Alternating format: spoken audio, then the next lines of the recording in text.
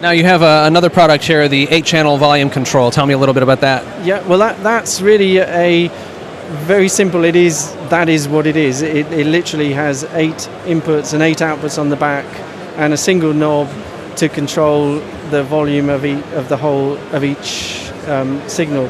On the front, you have 8 trimmers, so each channel can be adjusted up and down by 6 dB or so, and that allows you, if you're combining different sorts of speakers, often you have different speakers at the front to the back, so you can adjust the balance of that.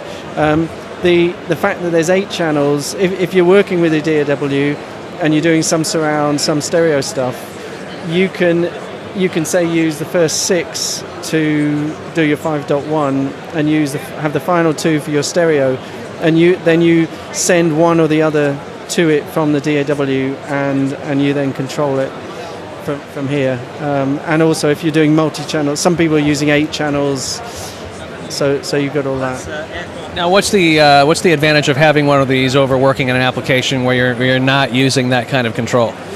Again, it's control. My experience is that the most irritating thing about DAWs is controlling the volume.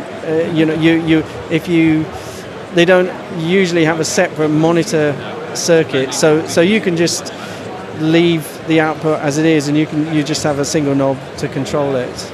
So it also, the idea first came from Sound on Sound, magazine called Sound on Sound.